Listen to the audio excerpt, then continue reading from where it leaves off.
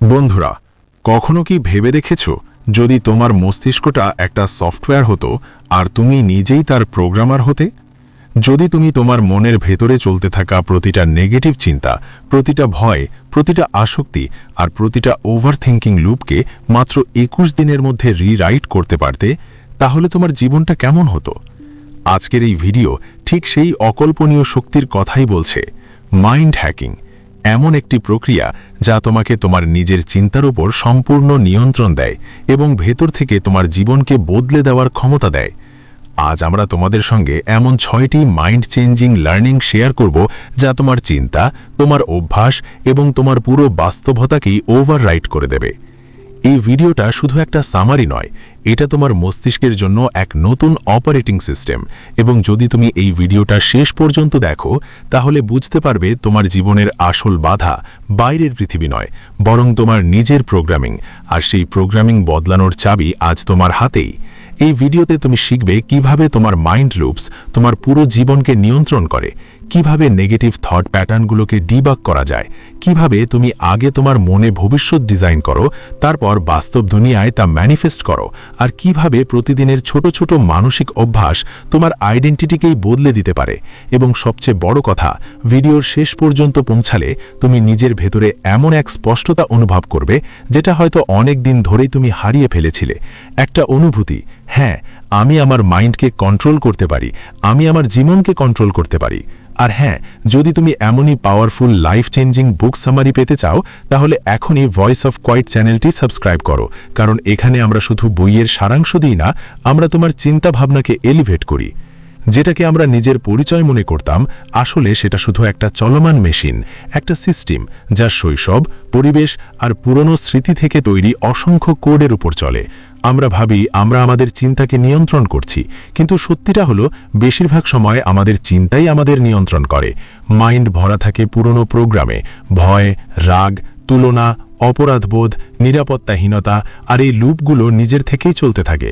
কিন্তু যেই মুহূর্তে তুমি এটা বুঝে ফেলো যে তুমি তোমার মাইন্ড নও, ঠিক সেই মুহূর্তেই এক আশ্চর্য শক্তি জেগে ওঠে, রিরাইটিংয়ের শক্তি। যখন তুমি একটু পিছিয়ে গিয়ে নিজের চিন্তাগুলোকে অবজার্ভ করো, যেমন একজন ইঞ্জিনিয়ার কোনো মেশিনের ভেতরে চলতে থাকা তারগুলোকে দেখে, তখন এক নতুন স্পষ্টতা জন্ম নেয়। হঠাৎ করে তুমি লক্ষ্য করো কোন চিন্তাগুলো বারবার রিপিট হচ্ছে, কোন বিশ্বাসগুলো তোমার গ্রোথকে আটকে রাখছে, আর কোন লুপগুলো তোমাকে তোমার পুরনো ভার্সনে আটকে রেখেছে। এই অ্যাওয়ারনেস এক ধরনের জাগরণের মতো কাজ করে। এটা তোমাকে বোঝায় যে তোমার মাইন্ড তোমার আইডেন্টিটি থেকে আলাদা, আর যখন দুইটা জিনিস আলাদা হয় তখন একটাকে অন্যটা বদলানো যায়। এটাই আসল স্বাধীনতার শুরু। কল্পনা করো তোমার মাইন্ডের ভেতরে একটা সফটওয়্যার চলছে। কিছু লাইনের কোড তোমাকে ভয় দেখায়, কিছু তোমাকে ছোট মনে করায়, কিছু আবার তোমাকে বারবার একই ভুল করতে বাধ্য করে। আর সেই সফটওয়্যারের প্রোগ্রামার তুমি নিজেই। আজকের দুনিয়ায় মানুষ বাইরের জীবন বদলাতে চায়, নতুন ফোন, নতুন চাকরি, নতুন জায়গা, নতুন রুটিন, কিন্তু ভেতরের সফটওয়্যারটা একই থেকে যায়। আর যতক্ষণ না মাইন্ডের কোড বদলায়, বাইরের কোনো পরিবর্তনই স্থায়ী হয় না। কিন্তু যখন তুমি নিজের মাইন্ডকে রিরাইট করতে শেখো, তখন তোমার চয়েস বদলায়, তোমার রিয়াকশন বদলায়, তোমার ইমোশন বদলায়, আর ধীরে ধীরে তোমার পুরো বাস্তবতাই বদলাতে শুরু করে। এটাই সেই লেভেল যেখানে তুমি ইম্পালসের উপর না গিয়ে রেসপন্স বেছে নাও।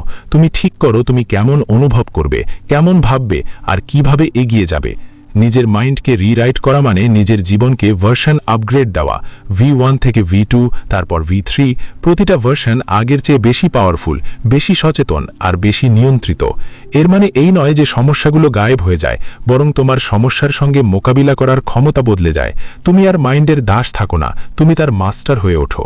সবচেয়ে সুন্দর বিষয়টি হলো, নিজেকে রিরাইটিং করার জন্য আপনাকে কোনো অসাধারণ কিছু করতে হয় না। আপনার ভেতরেই সে শক্তি আগে থেকেই আছে। শুধু করতে হবে অবজার্ভ করা, আন্ডারস্ট্যান্ড করা, আর তারপর কনসিয়াসলি নতুন লুপস তৈরি করা।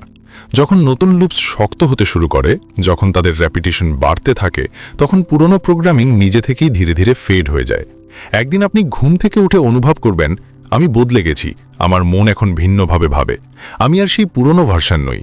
এটাই এই লেসনের জাদু। আপনার মন কোনো ফিক্সড আইডেন্টিটি নয়, বরং এটি একটি এডিটেবল প্রোগ্রাম, আর যখন প্রোগ্রাম বদলায় তখন জীবনও বদলে যায়। Chapter 2, mental loops shape your reality, positive আর নেগেটিভ। কখনো কি ভেবেছেন কেন কিছু কথা, কিছু ভয়, কিছু স্মৃতি বারবার আপনার মাথার ভেতর ঘুরতে থাকে, যেন কোনো অদৃশ্য টেপ যা থামা ছাড়াই রিপ্লে হতে থাকে? এটাই হলো মেন্টাল লুপস। আপনার মনের সেই অটো রানিং চিন্তার লাইনগুলো, যা নীরবে আপনার প্রতিটি অনুভূতি, প্রতিটি সিদ্ধান্ত আর প্রতিটি রিয়াকশন নিয়ন্ত্রণ করে। আপনি বাইরের জগতে যতই সেলফ কন্ট্রোল দেখান না কেন, ভেতরের জগতে এই লুপসই আপনার স্টিয়ারিং ধরে রাখে।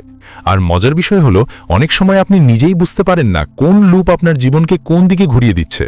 নেগেটিভ লুপস খুব চতুর হয়। এগুলো ধীরে ধীরে শুরু হয়, একটা ছোট সন্দেহ, একটুকু ভয়, সামান্য কোনো লজ্জার মুহূর্ত।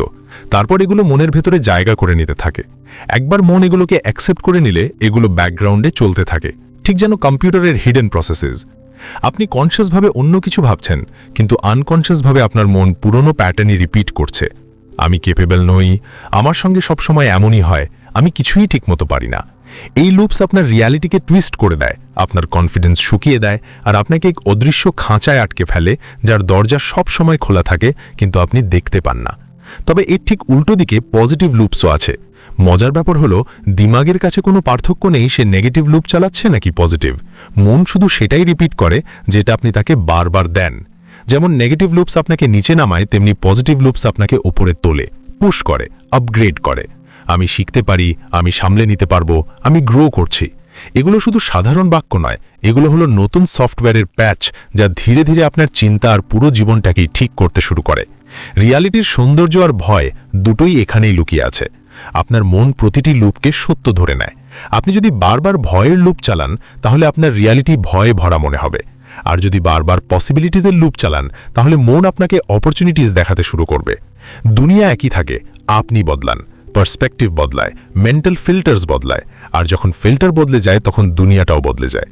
মেন্টাল লুপসের সবচেয়ে শক্তিশালী গুণ হলো, এগুলো আপনাকে প্রেডিক্টেবিলিটি দেয়। মন ভবিষ্যৎ আন্দাজ করতে চায়, কারণ প্রেডিকশন তাকে নিরাপদ বোধ করায়। তাই মন সেই লুপসই বেছে নেয় যেগুলো তার পরিচিত, এমনকি যদি সেগুলো নেগেটিভও হয়।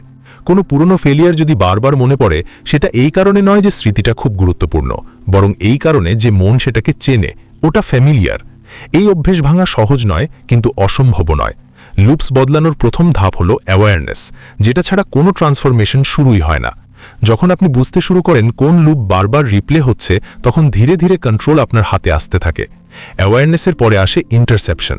যখনই কোনো নেগেটিভ লুপ শুরু হবে, সেটাকে ধরে ফেলা, তাকে সত্য মানতে অস্বীকার করা, আর শেষে আসে রিপ্লেসমেন্ট, পুরনো লুপের জায়গায় একটি নতুন ইন্টেনশনাল এম্পাওয়ারিং লুপ বসানো। এটাই হলো ডিবাগিং, মনের ভাষাতেই মনকে রিপ্রোগ্রাম করা। যখন মেন্টাল লুপ সঠিক দিকে চলতে শুরু করে, তখন আপনার জীবনে এক সূক্ষ্ম কিন্তু শক্তিশালী পরিবর্তন আসে। আপনি আগের মতো রিয়্যাক্ট করেন না, আগের মতো কথা আপনাকে হার্ট করে না, আগের মতো কেওস আপনাকে ডিস্টার্ব করে না। আপনি হয়ে ওঠেন আরও শান্ত, আরও পরিষ্কার, আর নিজের উপর আরও বেশি কন্ট্রোলে। সিদ্ধান্ত নেওয়ার ক্ষমতা উন্নত হতে শুরু করে, আত্মবিশ্বাস স্বাভাবিকভাবেই বাড়তে থাকে, আর সবচেয়ে বড় কথা, আপনি নিজেকে আর জীবনে আটকে পড়া মনে করেন না। এই শিক্ষা জীবনে এক ধরনের বিশাল স্পষ্টতা এনে দেয়। আপনি শুধু নিজের চিন্তা বদলান না, বরং আপনি নিজেই সেই মানুষে পরিণত হন যাকে আপনার চিন্তা আপনাকে বানায়। কিন্তু যদি আপনার চিন্তার লুপগুলো আপনার নিয়ন্ত্রণে চলে আসে, যদি আপনি মনের অটো পাইলট বন্ধ করে নিজের জীবনের স্টিয়ারিং নিজে হাতে নেন, তাহলে আপনার বাস্তবতা আপনার ইচ্ছার অনুযায়ী গড়ে রাখতে শুরু করে। নেগেটিভ লুপ কোনো ভাগ্য নয়, এগুলো শুধু পুরনো প্রোগ্রাম, আর প্রতিটি প্রোগ্রামই আরও ভালো ভার্জনে বদলানো যায়। এই শক্তিটাই আপনাকে এগিয়ে নিয়ে যায় একটি নতুন পুনর্লিখিত বাস্তবতার দিকে। ফোকাসই আপনার সুপার পাওয়ার। জীবনে জয় সবসময় সেই মানুষই পায় যে নিজের মনের দিক নির্দেশ ঠিক করতে পারে। বাইরের পৃথিবী ভীষণ কোলাহলপূর্ণ, notification, distraction, social media feed, এলোমেলো চিন্তা, অতীতের স্মৃতি, ভবিষ্যতের দুশ্চিন্তা, সব মিলিয়ে আপনার ফোকাসকে টেনে নিয়ে যায়। আর মন তো এমনিতেই এক অস্থির যন্ত্র, এক জায়গায় স্থির থাকতে তার ভালো লাগে না। কিন্তু যখন আপনি বুঝতে শুরু করেন যে ফোকাস কোনো উপহার নয়, বরং একটি পেশি যাকে ট্রেনিং দিয়ে শক্তিশালী করা যায়, তখনই খেলাটা বদলাতে শুরু করে। মনের সবচেয়ে বড় প্যাটার্ন হলো ঘুরে বেড়ানো। এক চিন্তা থেকে আরেক চিন্তায় এমন লাফ দেয় যেন একটা বানর এক ডাল থেকে আরেক ডালে ঝাঁপ দিচ্ছে। আমাদের পুরো জীবন এই অনিয়ন্ত্রিত ঘুরে বেড়ানোরই প্রতিফলন হয়ে যায়। প্রতিটা অসম্পূর্ণ কাজ, ভাঙা ডিসিপ্লিন, প্রোক্রাস্টিনেশন, অপ্রয়োজনীয় আবেগী প্রতিক্রিয়া, সবকিছুর মূলেই লুকিয়ে থাকে এক অনশিক্ষিত ফোকাস।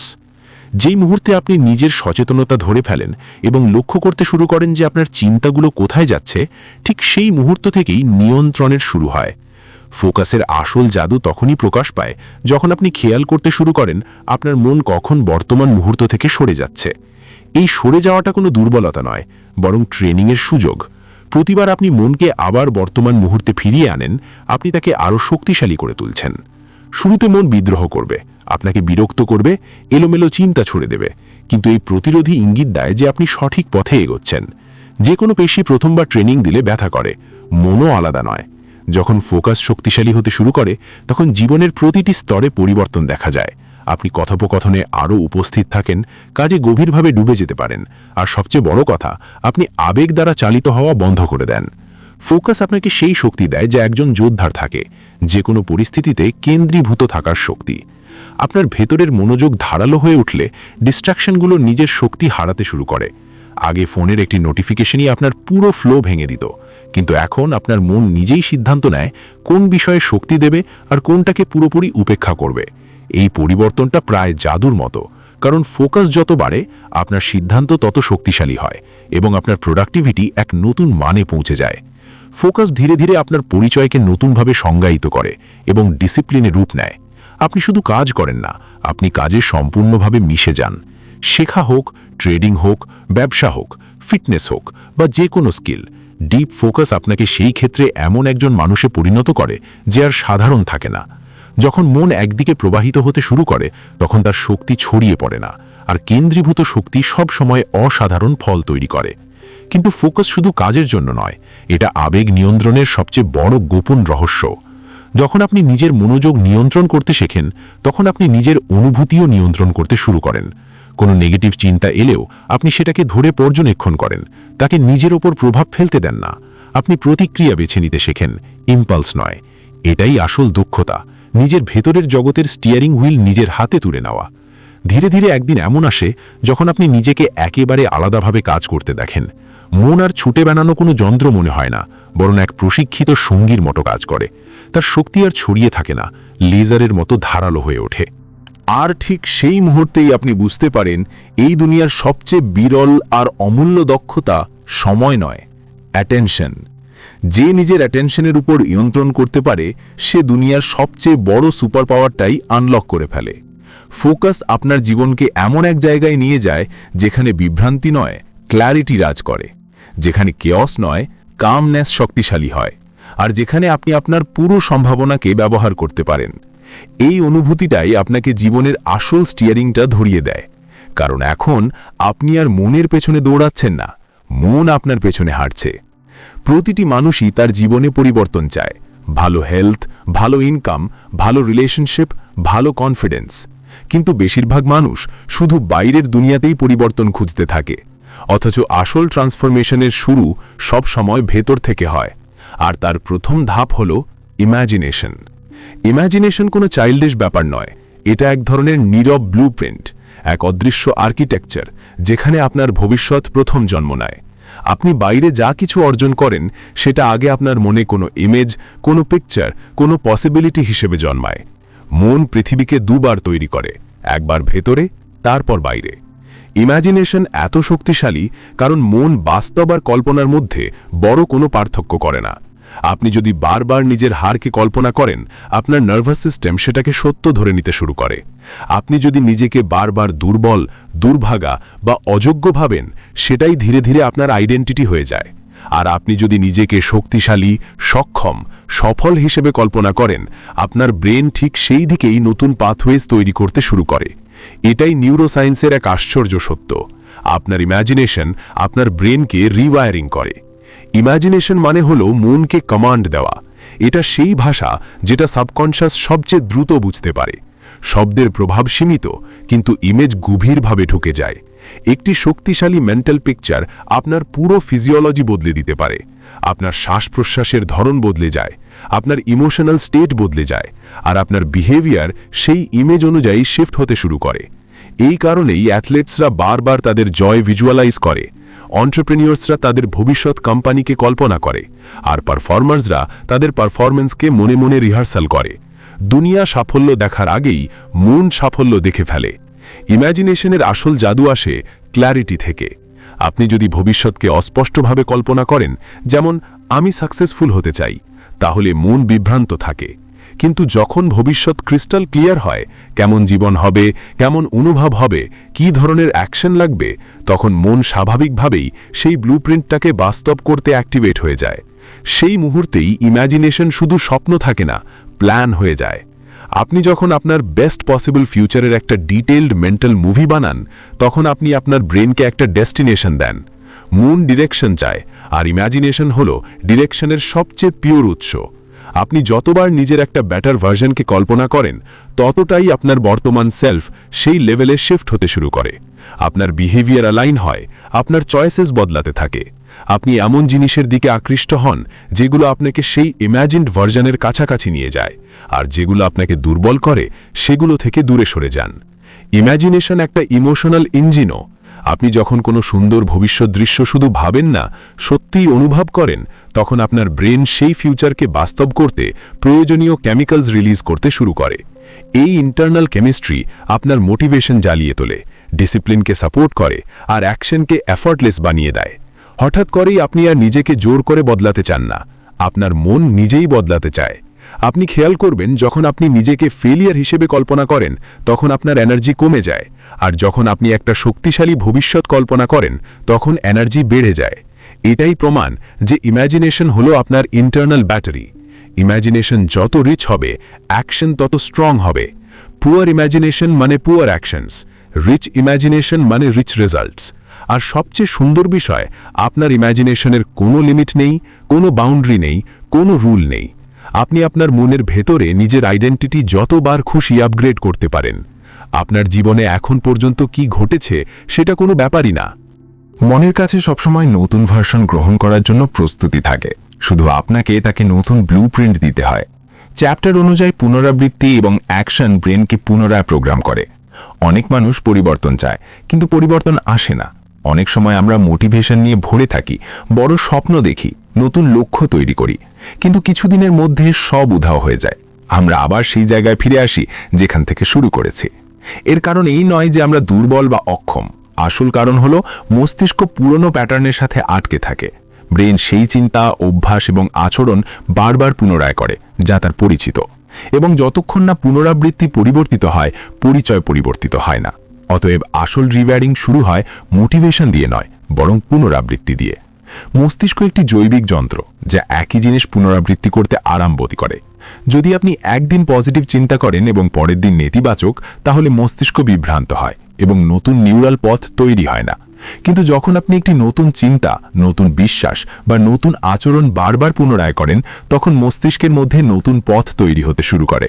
পুরনো সার্কিট দুর্বল হয় এবং নতুন সার্কিট শক্তিশালী হয়। এটি নিউরোপ্লাস্টিসিটি, মস্তিষ্কের নিজেকে পুনর্গঠনের ক্ষমতা। এবং এই পুনর্গঠনের সবচেয়ে বড় হাতিয়ার হল পুনরাবৃত্তি। পুনরাবৃত্তি শুধুমাত্র শব্দের পুনরাবৃত্তি নয়, এটি একটি পুরো শরীরের অভিজ্ঞতা। বারবার আপনার ইচ্ছাকৃত আচরণকে অনুভব করুন, কল্পনা করুন, লিখুন এবং ছোট অ্যাকশনে অনুশীলন করুন। এতে মস্তিষ্ক ধীরে ধীরে সেই পরিচয়কে সত্যি মনে করতে শুরু করে। উদাহরণস্বরূপ, যদি আপনি প্রতিদিন আপনার মনের মধ্যে আত্মবিশ্বাস রিহার্স করেন, একদিন আপনি বুঝবেন যে আপনি স্বাভাবিকভাবেই আত্মবিশ্বাসী আচরণ করতে শুরু করেছেন। এটি জাদু নয়, এটি মাইন্ড আর্কিটেকচার। অ্যাকশন এই প্রক্রিয়ার দ্বিতীয় অংশ।